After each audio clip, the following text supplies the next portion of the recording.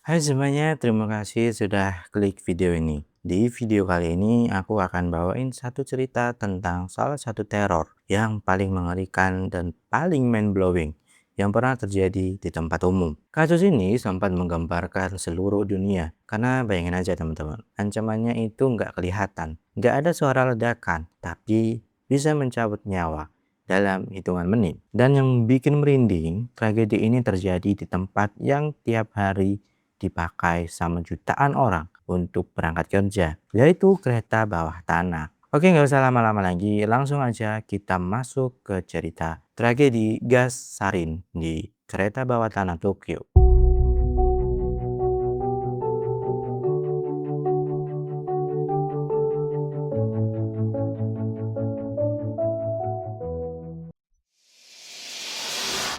Kita mundur ke tanggal 20 Maret 1995. Waktu itu hari Senin pagi sekitar jam 8 pagi. Kalau kalian tahu gimana sibuknya kota Tokyo, jam segitu adalah puncak-puncaknya rush hour atau jam sibuk orang berangkat kerja. Stasiun kereta bawah tanah Tokyo itu padatnya luar biasa teman-teman. Jutaan pegawai kantoran berdesak-desakan di dalam gerbong kereta. Ada yang baca koran, pakai Walkman, ada sekitar tidur untuk nunggu sampai di stasiun tujuan. Suasananya di sana benar-benar normal, rutinitas pagi pada umumnya. Tapi di antara lautan manusia yang lagi sibuk sama urusan masing-masing itu, ada 5 orang pria yang masuk ke 5 jalur kereta yang berbeda. Penampilan 5 orang ini sama sekali nggak mencolok. Mereka pakai jas rapi, kelihatan persis seperti pegawai kantoran Jepang pada umumnya. Nggak ada tampang teroris atau penjahat sama sekali. Tapi ada satu kesamaan dari mereka berlima. Mereka semua membawa payung yang ujungnya sudah diasah sampai tajam.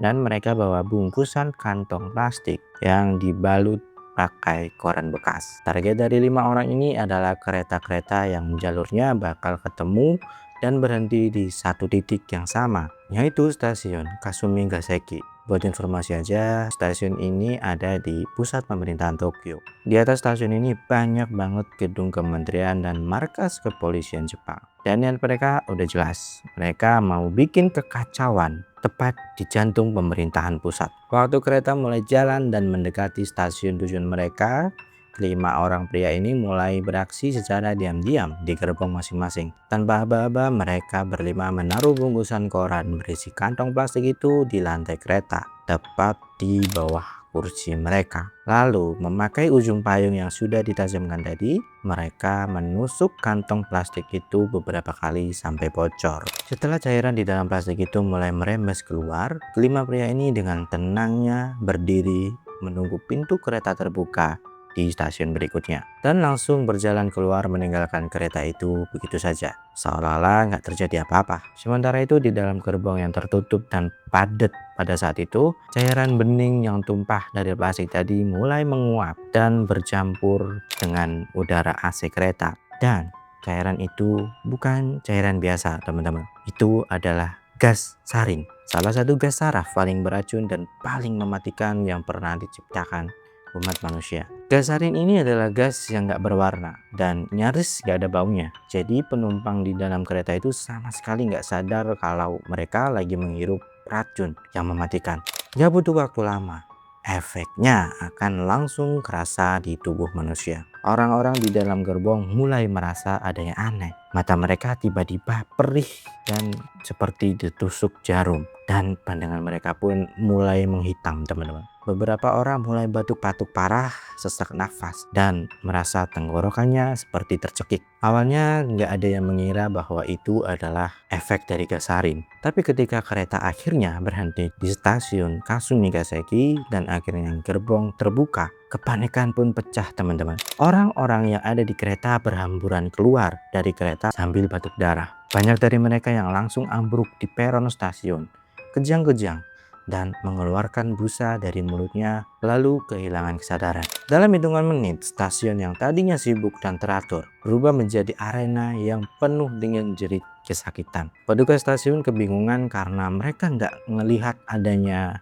bahaya. Tidak ada bom, tapi ratusan orang tiba-tiba tumbang bergelimpangan di lantai. Saat pintu-pintu kereta dari 5 jalur yang berbeda itu terbuka di stasiun pemberhentiannya, terutama waktu merapat di stasiun Kasumigaseki, pemandangan yang ada benar-benar berubah seperti film horor kiamat zombie. Orang-orang berebut keluar dari gerbong sambil merangkak, terbatuk-batuk, dan memegangi leher mereka seolah kehabisan oksigen. Banyak dari mereka baru selangkah keluar dari kereta langsung ambruk di peron stasiun. Mereka kejang-kejang hebat, muntah, dan mengeluarkan busa dari mulutnya. Salah satu efek paling mengerikan dari keracunan gas sarin ini adalah menyerang sistem saraf pusat. Pupil mata korban tiba-tiba mengecil ekstrim sampai seukuran titik jarum. Akibatnya pandangan mereka benar-benar jadi gelap gulita. Mereka buta mendadak di tengah kepanikan itu. Nah, di tengah hiruk-pikuk orang yang menjadi kesakitan, para petugas stasiun yang lagi jaga langsung mendatangi gerbong untuk mengecek apa yang sebenarnya terjadi.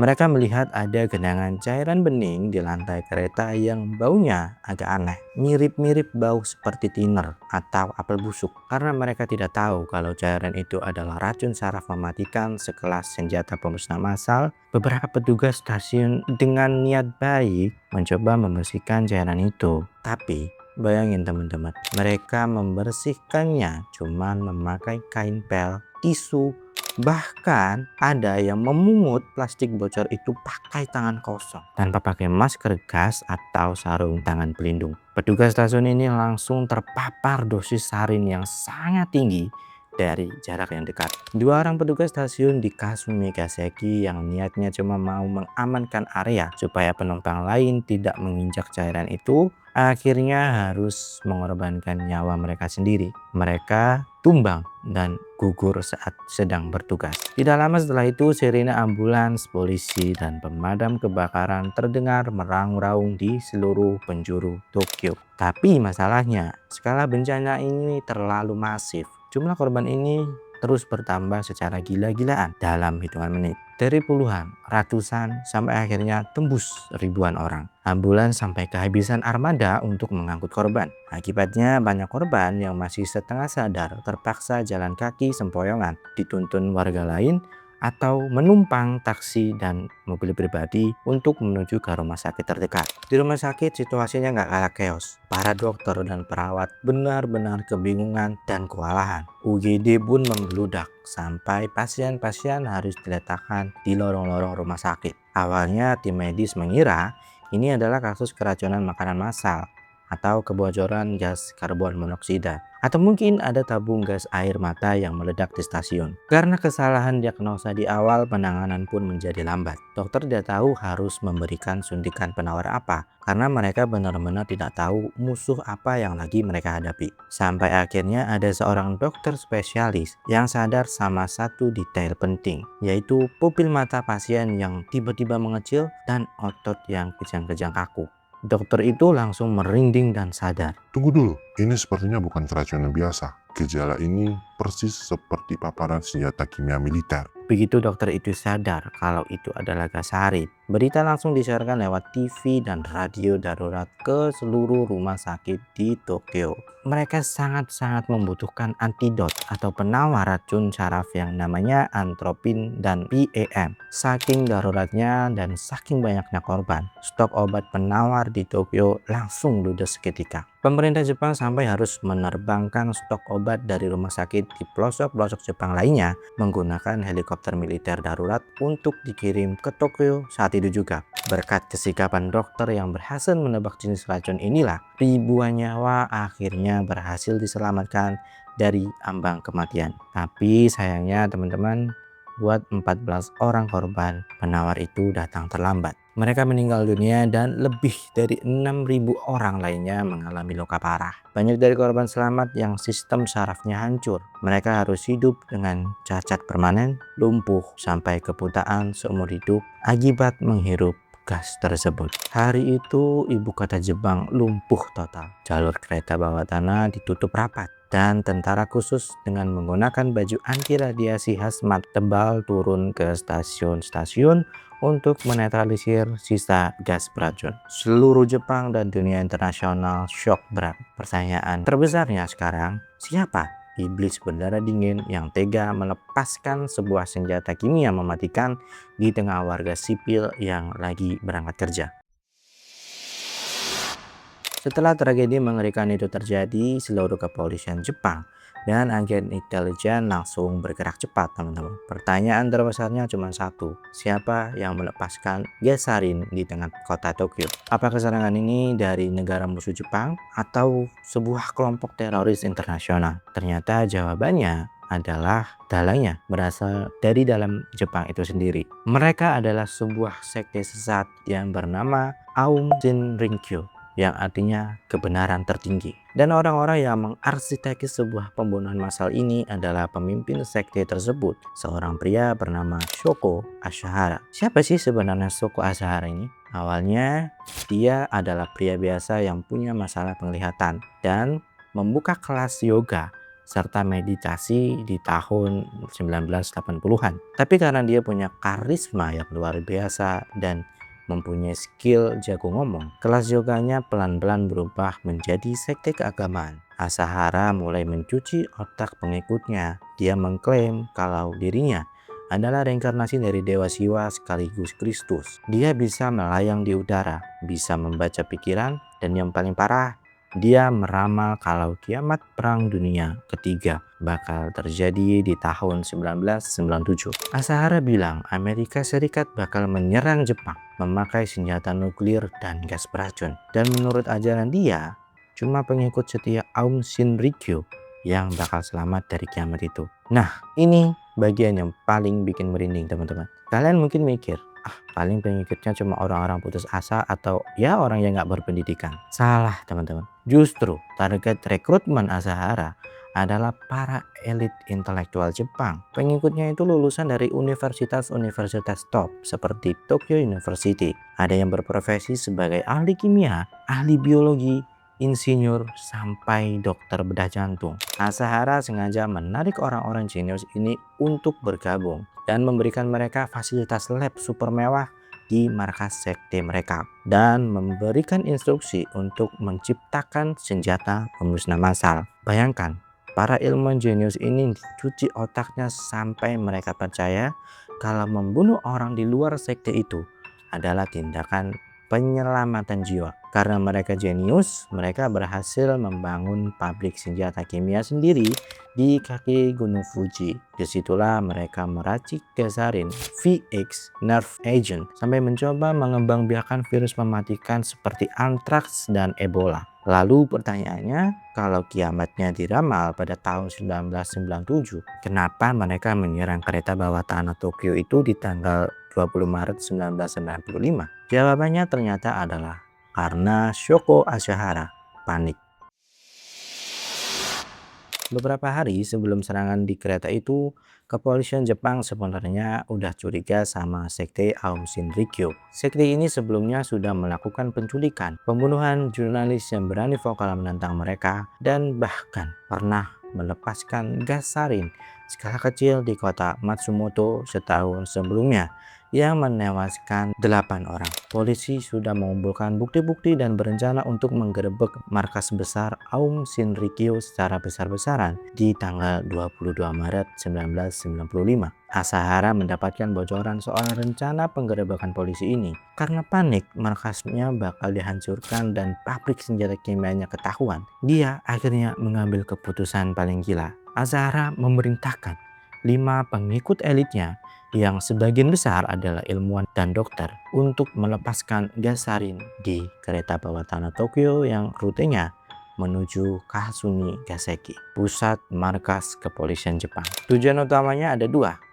Pertama, untuk membunuh para polisi yang sedang berangkat kerja, dan kedua, membuat kekacauan massal di Tokyo supaya polisi sibuk mengurus korban dan batal menggerebek markas sekte mereka. Sekaligus Asahara berpikir ini adalah cara untuk memicu kiamat yang sudah dia ramalkan sendiri. Para ilmuwan sekte ini pun membungkus gas sarin cair ke dalam kantong plastik, menyembunyikannya ke dalam koran, dan berangkat ke stasiun pagi itu sebagai seorang pencabut nyawa. Gila banget kan? Sekte yang awalnya cuma kelas yoga biasa berubah menjadi organisasi teroris dengan senjata kimia militer. Rencana gila Shoko Asahara buat menghentikan penyelidikan polisi ternyata gagal total. Alih-alih membuat polisi mundur, serangan kereta bawah tanah itu malah membangunkan naga yang sedang tertidur. Pemerintah dan kepolisian Jepang benar-benar murka luar biasa. Hanya berselang 2 hari setelah tragedi mengerikan itu,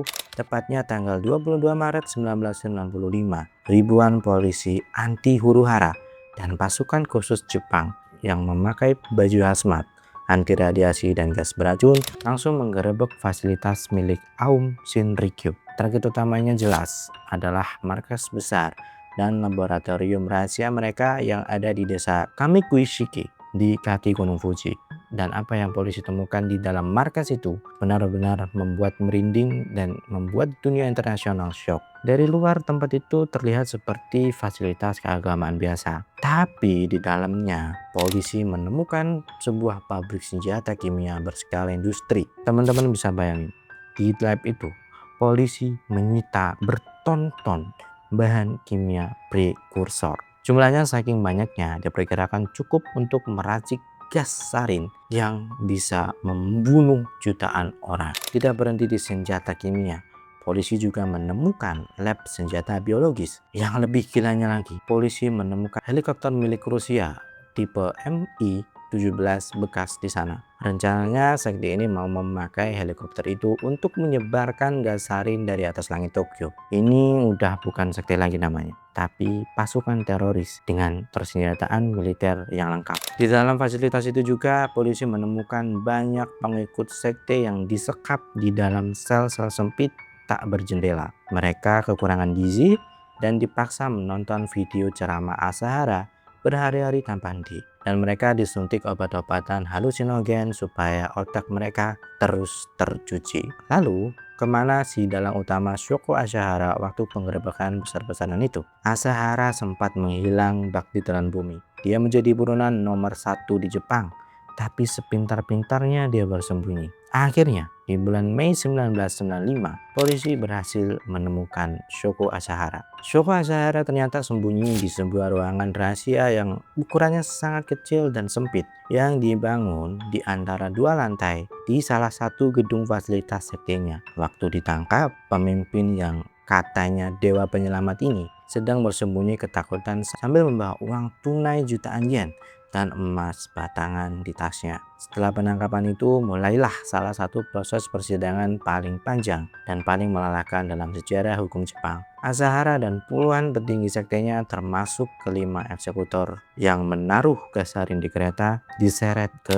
pengadilan. Di pengadilan, Asahara tidak menunjukkan rasa bersalah sama sekali. Dia sering pura-pura gila, berbicara melantur, atau diam membisu. Keluarga korban harus menunggu bertahun-tahun untuk melihat keadilan ditegakkan. Baru setelah proses hukum yang berbelit-belit selama lebih dari 2 dekade, vonis akhirnya dijatuhkan. Pada bulan Juli tahun 2018, keadilan akhirnya tiba. Shoko Asahara bersama dengan 12 petinggi utamanya sekte Aum Shinrikyo, termasuk Algujo kereta bawah tanah, akhirnya dieksekusi mati dengan cara digantung. Eksekusi ini menutup lembaran hitam salah satu aksi terorisme terparah di era modern. Dari cerita kelam tragedi gas sarin di Tokyo ini, ada satu pelajaran sangat penting yang bisa kita ambil. Kefanatikan buta itu sangat-sangat mengerikan. Kasus ini mematahkan stereotip kalau orang yang gampang dicuci otaknya adalah orang-orang yang bodoh atau kurang pendidikan. Aum Shinrikyo membuktikan sebaliknya. Para eksekutornya adalah dokter spesialis dan ahli fisika lulusan universitas populer dan ilmuwan yang jenius. Tapi ketika seseorang sudah menyerahkan akal sehatnya secara total kepada sosok pemimpin yang manipulatif, kepintaran akademis setinggi apapun tidak akan ada gunanya. Mereka bisa berubah menjadi monster berdarah dingin yang merasa benar saat mencabut nyawa orang-orang tak berdosa. Tragedi ini jelas meninggalkan luka yang dalam untuk masyarakat Jepang. Semoga kejadian mengerikan ini tidak akan pernah terulang lagi di belahan bumi manapun. Dan semoga kita semua selalu dijauhkan dari orang-orang yang manipulatif di luar sana. Oke, itu aja ceritanya teman-teman. Kalau ada detail yang terlewat atau kurangnya informasi, kalian bisa menambahkan di kolom komentar. Terima kasih sudah menonton video ini. Sampai jumpa di video selanjutnya. Saya Lendra, bye.